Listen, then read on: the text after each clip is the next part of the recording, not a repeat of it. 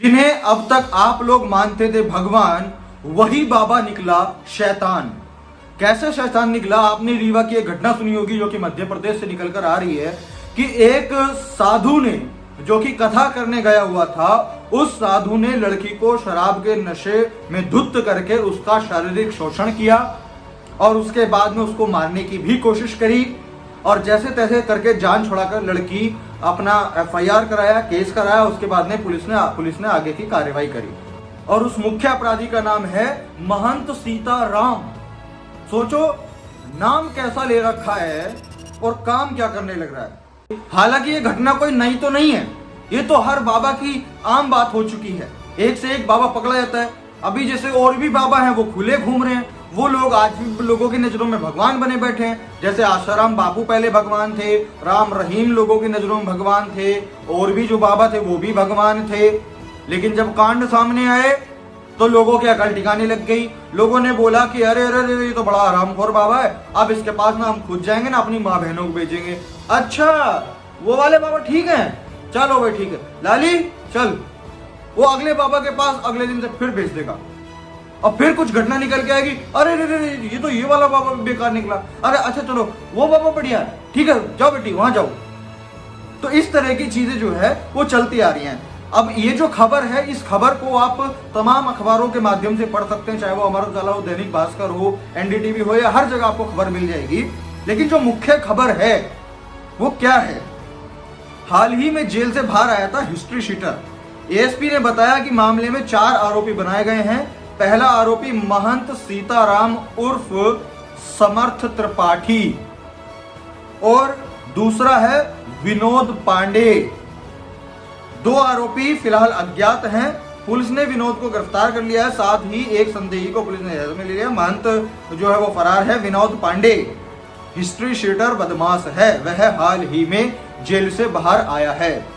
हालांकि मैं इस बात को बहुत पहले से कहता आ रहा हूं कि इन लोगों से बड़ा गुंडा, बदमाश, शातिर दिमाग और पावरफुल शायद ही देश में कोई और होता होगा, कोई राजनेता, कोई सेलिब्रिटी, कोई भी। लेकिन ये सबसे बड़े गुंडे और बदमाश होते हैं। क्यों?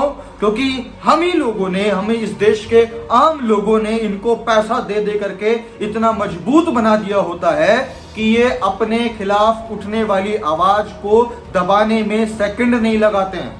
ये यूं चुटकी बजाते आवाज को दबा देते हैं, पहले कानूनन तरीके से, फिर सामाजिक तरीके से, और फिर जब उससे भी बात ना बने तो फिर सीधा रौद्र रूप लेके। अभी क्या है?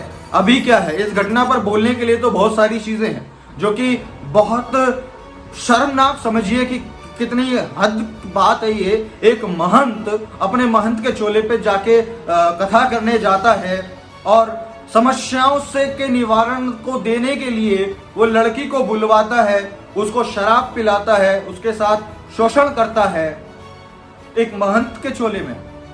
अब मैं देखूंगा, मैं इंतजार करके देखूंगा कि कितने हिंदूवादी संगठन, कितने ये पांडे, त्रिपाठी, त्यागी, तिवारी लोग कितना इसका विरोध करते हैं, कितना इसको गलत बताते हैं। मुझे लोग कमेंट करते हैं ना, गालियां बकते हैं, मुझे धमकियां देते हैं, मुझे कॉल्स करते हैं, अरे तू बाबाओं के बारे में कैसे बोल रहा है, अरे तू ये कैसे बोल रहा है, ये तो हमारे धर्म का प्रचार कर रहे हैं, ये तो हमारे वो हैं और वो हैं, ये तो हमारे बाप हैं। देख ली ना अपने बाप की हरकत, देख ली ना अपने गुरुओं की हरकत। और कोई पहला गुरु तो ये है नहीं, ये ऐसा तो है नहीं कि भाई इक्का दुक्का निकलता है, 1000 में से कोई एक निकल रहा है। अरे देख रहे हो ना भाई, दिन पे दिन कितने बाबा इस तरीके की हरकत करने लग रहे हैं। और ये तो चलो छोटा बाबा था, वो लड़की को भागने में कामयाब हो पाई, इसलिए आपके और मेरे सामने खबर आ गई। आप सोचो यही बाबा यदि कोई बड़ा बाबा होता, जैसे कि आज अनिरुद्धाचार्य है या ठाकुर महाराज है या और भी कई सारे बाबा हैं, त्यागी त्रिपाठी बाबा जो है, अगर ये बड़े बाबा का घटना होती तो आपको लगता है हमारे सामने आ पाती, या जो उन्होंने घटनाएं कर रखी होंगी वो हमारे सामने होंगी? नहीं, क्योंकि आशाराम, राम रहीम, रामपाल, ये जितने भी और तमाम बाबा आपसे पहले जेल में गए हैं, जब उन्होंने कांड किए थे हमारे सामने नहीं आए थे। किसी को नहीं पता था कि बाबा हरामखोर भी होते हैं, किसी को नहीं पता था।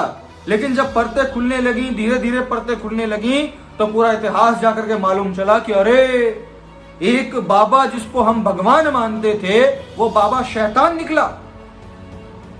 इतने कांड, इतने मर्डर, इतने ये, उतने दुष्कर्म, इतने सब चीजें, हथियार क्या, स्मगलिंग क्या, और नशेबाजी क्या, हर चीजों में अव्वल। तो कैसे आप ये कह सकते हैं कि जो आज के बचे हुए जो ये कथा पंडाल कर रहे हैं, जो ये सारी चीजें कर रहे हैं, वो बड़े स्वच्छ हैं? वो तो ऐसा कुछ नहीं कर रहे होंगे। देखो, मेरा तो प्रयास यही रहता है कि यार एक बात बताओ, आपको जीवन मिला है, जीवन में इतनी सारी चीजें हैं, इतनी बड़ा देश है हमारा, इतना बड़ा विश्व है हमारा, उसको एक्सप्लोर करने की बजाय वहीं चार दीवारी में बैठ करके वही चार कहानियां, पुरानी इल्यूजन भरी बातें, काल्पनिक कहानियां, वही स्पाइडरमैन ने यूं करके कूदा गया, वहां ये किया, आयरन मैन ने ये किया, वो तोड़ डाला, ये कर डाला, उन्हीं कहानियों को सुन करके अपनी जिंदगी को झंड बना रहे हो। 2 रोटी सुबह शाम खा रहे हो, सुबह को निकाल रहे हो, फिर वही कर रहे हो। क्या लाइफ जी रहे हो? और कहते हैं कि हम जो इस लाइन में होता है ना, वो बहुत शानदार जीवन जीता है। ऐसा जीवन जीते हैं, ये होता है शानदार जीवन।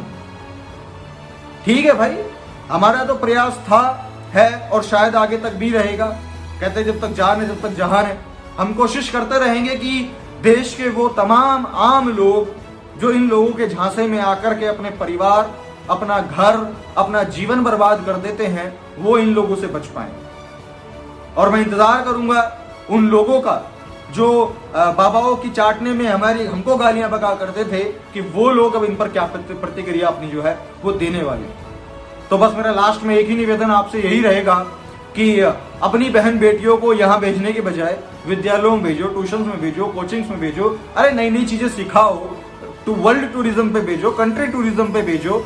अरे कुछ तो दिखाओ, कुछ तो सिखाओ, जीवन के अनुभव तो लो। इतनी बड़ी प्रकृति है हमारी, इस प्रकृति को तो अनुभव कराओ। लेकिन नहीं, वही चार दीवारी में वही चार पुरानी कथाएं, वही वो चार पुरानी बातें, उन्हीं से अपना जीवन जो है जीने में लगे। तो ठीक है साथियों, अगर आपको बात समझ में आई है और आप चाहते हैं कि लोग इस बात को समझें, तो इस वीडियो को शेयर कीजिएगा। मैं प्रशांत बोध मिलता हूं आपसे अगली वीडियोस में, तब तक के लिए बहुत बहुत शुक्रिया। Thank you so much.